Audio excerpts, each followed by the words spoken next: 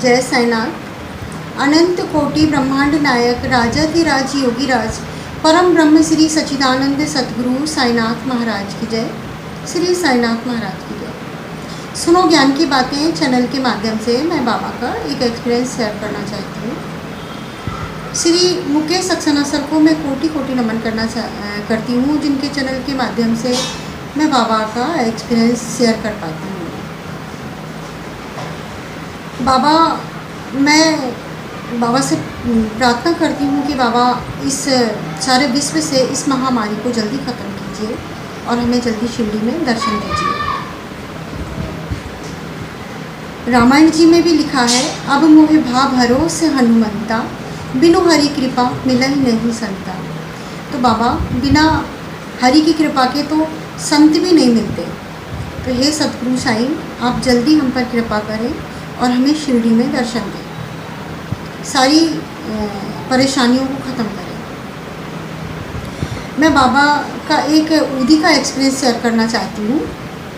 एक बार हमारे घर पर क्या हुआ था कि काम चल रहा था, टाइल्स वगैरह लग रही थी।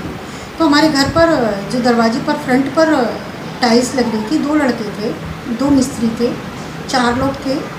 तो घर पर जैसे चाली बांधकर वो ऊपर चाली पे जाकर वो ऊपर टाइल्स लगा रहे थे। तो करीब 15 फुट की ऊंचाई थी।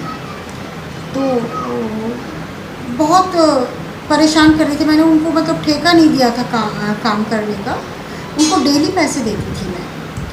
तो डेली पैसे देती थी और कभी कभी मैं उनको एडवांस भी दे दिया करती थी, क्योंकि 10-12 दिन का काम था जो कि उन्होंने 25-26 दिन में पूरा करके दिया। लेकिन कोई बात नहीं, जब काम आखिरी 2-3 दिन रह गए थे काम के लिए, थोड़ा सा रह गया था टाइल्स लगना ऊपर बाकी, तो एक लड़का था तो वो मेरे से बोला कि 2:30-3 बजे के करीब आसपास बोला कि आंटी मेरा तो आज का दिन का काम हो गया, बस इससे ज़्यादा मैं काम करूँगा नहीं। तो मैंने उसको बोला कि बेटा अभी तो 8 घंटे भी नहीं हुए हैं और आपको मैं पैसे भी दे रही हूँ, एडवांस भी देती हूँ, और आप काम क्यों नहीं कर रहे, क्यों नहीं करेंगे आप काम? तो बोला बस आंटी मैं नहीं करूँगा। तो मुझे बड़ा दुख हुआ, बड़ा गुस्सा भी आया। और हमारे फ्रंट पे, मेन गेट के हमारे फ्रंट पर बाबा की एक फ़ोटो लगी हुई है, एक टाइल लगी हुई है बाबा की। तो उस फ़ोटो पे मैंने उस फ़ोटो की तरफ इशारा करके बोला कि देखो बेटा, बाबा देख रहा है और तुम मुझे इस तरह परेशान कर रहे हो, बाबा देख रहा है। तो बोला कि आंटी आप तो बाबा को मानती हैं, लेकिन आपके अंदर सबूरी नहीं है बिल्कुल भी, आप तो बस ऐसे बोलने लगा। वो बाबा के लिए भी कुछ और बस इतना उसने बोला है। और वो जो ऊपर चाल पे खड़ा हुआ था वहाँ से वो नीचे गिर गया और नीचे रेत रखा हुआ था, रेत के ऊपर फावड़ा रखा हुआ था जिससे मिट्टी वगैरह निकालते हैं, तो वो उस पर गिर गया और उसके पैर में इतनी चोट आई, सारे हाथ पैर में खरोच, मुंह में चोट, हर जगह खरोचे उसको आई। और पैर में जो था तो तुरंत उसका पैर एड़ी के पास इतना उसमें सूजन आ गई पैर में। आसपास सारे लोग देख रहे थे, सारे लोग भागे वहाँ से उसको उठाने के लिए और उसको उठा के बैठाया एक जगह। उससे उठा भी नहीं जा रहा था, इतनी उसको ज़ोर से चोट लगी, उससे उठा भी नहीं जा रहा था। फिर मैंने बाबा की ऊदी पानी में घोल के उसको ऊदी दी और द्वारिका माई का तेल रखा हुआ था मेरे पास, तो वो मैंने उसके पैर में मालिश की।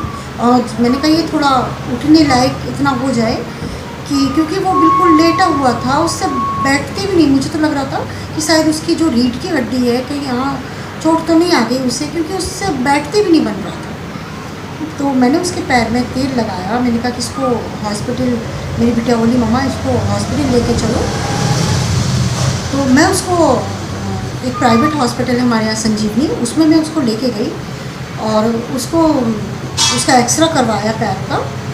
तो मैं रास्ते भर बाबा से बोलती हुई जा रही थी कि बाबा इसको कुछ नहीं होना चाहिए, क्योंकि मेरे घर पे गिरा है ये, इसके 2 छोटे छोटे बच्चे हैं और मैं मैं अपने आप को कभी माफ़ नहीं कर पाऊँगी बाबा, अगर इसे हो सकता कि इसकी फ्रैक्चर हो जाए या कुछ इसका नुकसान ऐसा हो जाए।